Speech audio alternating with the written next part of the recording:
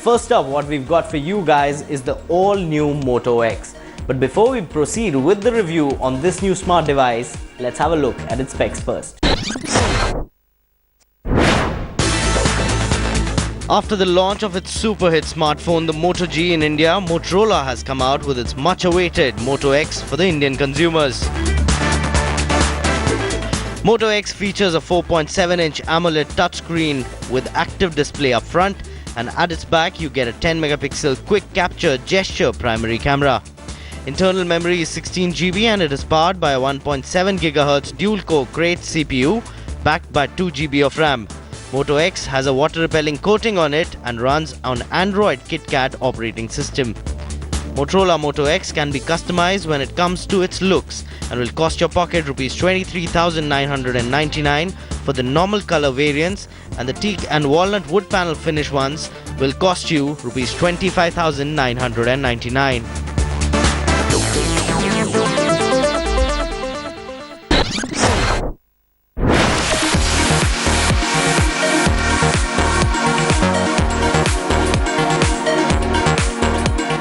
Alright, those were the specs on the all-new Moto X, and it looks just like its younger brother, the Moto G, except it does not have a removable back panel to it. Also, you don't get the matte finish at the back and you get nice and vibrant colors. You can also order a Moto X in a teak or a walnut variant, and of course up front you get a 4.7-inch display and the bezels are nice and thin on it. And the Moto X is basically made for a single hand usage because it fits in really nice in your hands and you can actually move your thumb right across the screen.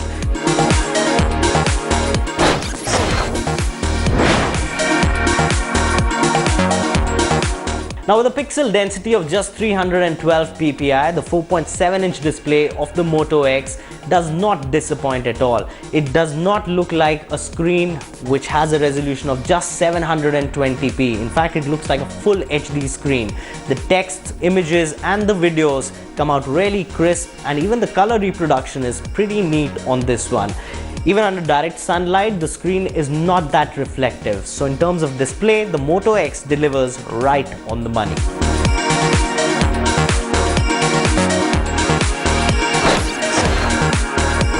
Now, when it comes to the performance on the all-new Moto X, it actually houses a 1.7 GHz Dual Core Processor on it, which is backed by 2 GB of RAM for your multitasking, which is sufficient enough. And also for your graphics and gaming needs, it is loaded with an Adreno 320 GPU clocked at 400 MHz, which is quite good. The gaming performance is quite smooth. But what's interesting on the Moto X is that it's got 2 dedicated cores for contextual computing. Basically, what that means is that you get 2 dedicated cores for your speech recognition as well as the active notification bar. Okay, Google now. What's the temperature in New Delhi? It's 30 degrees in New Delhi right now.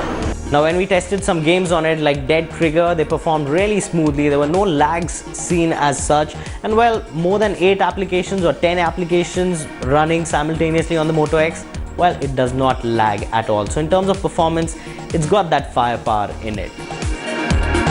And when we did a benchmark test on this one, we got a good score of about 23,393, which is not bad for a phone priced at this range.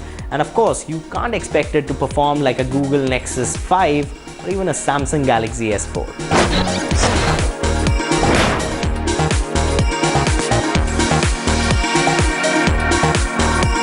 Now, camera is something which is the most used feature of any smartphone, and just like its younger brother, the Moto G, the Moto X disappointed us in that department. Well, it has a 10 megapixel camera, primary camera on it with an LED flash, but then the images were not that great. In fact, they had a lot of noise even in daylight conditions, and the focus was never found out to be sharp.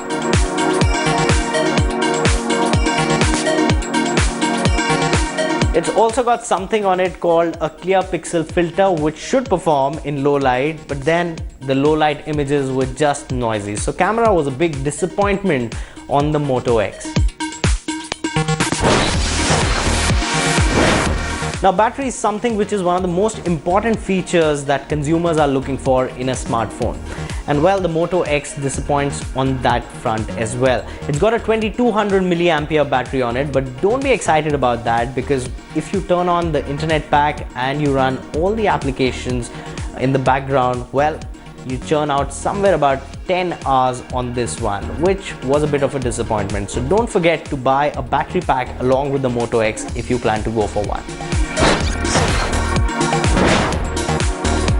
Well, for me, Moto X is a bit of a mixed bag, though I like the user experience on it, but then when it comes to performance and features like the camera, I'm always left wanting for some more.